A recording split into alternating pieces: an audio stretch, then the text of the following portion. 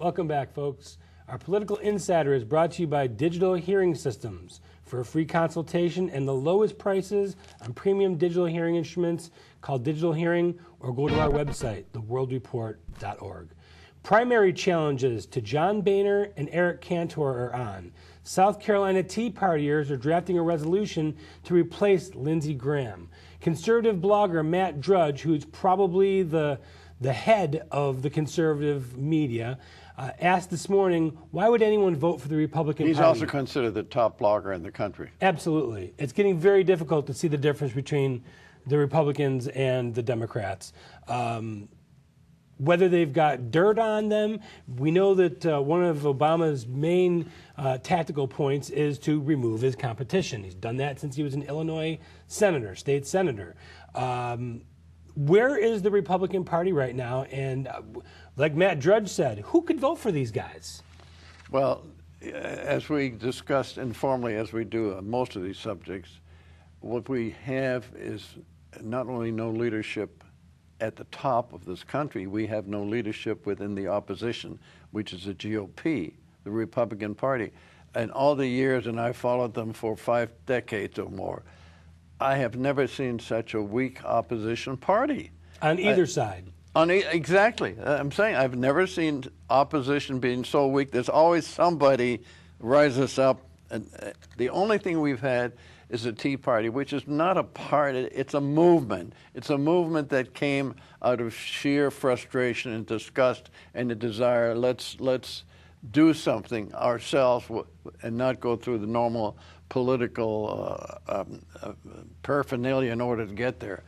I can't even begin to name anybody when I see people like Lindsey Graham and John McCain. What they're weak. They're sniveling. They're constantly on the wrong side of the issues. But not only that though. It's like they don't want to offend anybody. They don't. And please, it's our president, and since unfortunately, it reminds me so much of the Romney campaign. Romney was weak. He was trying to show everybody how nice he is. Well, I got to go along with Leo DeRocha. Nice guys always seem to finish last. I don't mean you have to be a terrorist or anything like that, but for God's sake, pound your fist on the table, stand across from your antagonist and tell him you're wrong. Let me ask you a question. Can you tell me 3 things that the Republican Party stands for right now? No, I can't name you one thing that they stand for. I think they stand for, you know what they think, that I think that people, John Boehner and Eric Cantor, or McConnell, and you know what they stand for? Permanence in their job. If somebody told them, listen, if you keep your mouth shut, don't make any waves, behave yourself, be good boys, you can continue to get your Cadillac insurance policy, which you notice they got. They unlike the longshoremen, they don't have who will not have the policy anymore. And if anybody bucks Boehner, he takes them off of their chairmanship of their committees and such. And we've seen this all over the place. Somehow, the emasculation of the GOP occurred somewhere along the line, but it's there today. We just don't have any leadership. If you said to me, who should be the nominee, I can't tell you. I must tell you whether it happens a lot at the local level, it happens at the state level, and it happens at the national level. 2 years ago, when the Tea Party came along, and you had guys like even Perry in Texas, or the Southeast mostly, where you had some real fine people, Jindal and Louisiana, but now they're kind of quiet. You don't hear anything from them. So they're just letting Obama get away, literally get away with the way he wants to be getting away. And it's not just Barack Obama. It's every minion that's been placed underneath the administration that go exactly lockstep with this guy. But that's, it's like, I always have to bring in Adolf Hitler. Everything that happened in Germany was due to the fact that he was leading that country. He led them into their glory of capturing all of Europe, killing off all the Jews.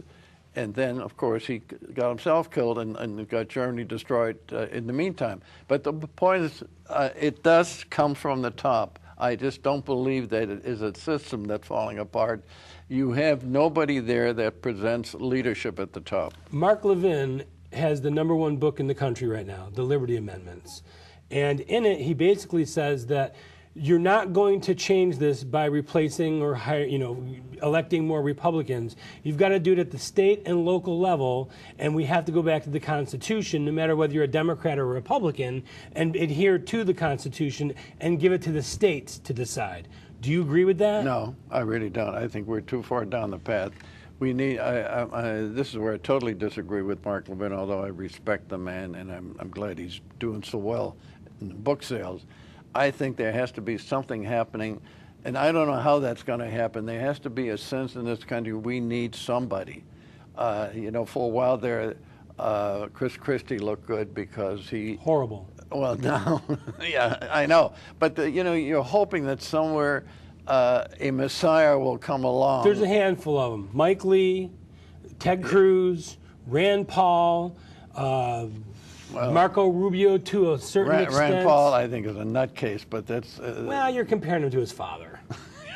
He compares pretty well. But we're naming names. I'm saying the system isn't working. You're saying we can't go back to hope. We did very good with governors.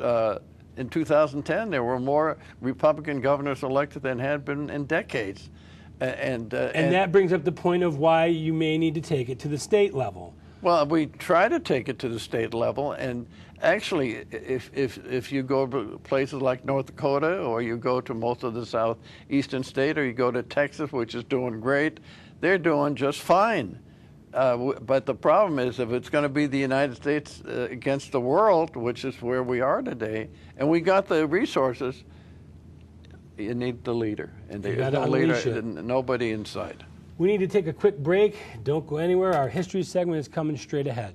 If you want to know more about the show, if you want to catch a segment that you missed, go to our website, theworldreport.org.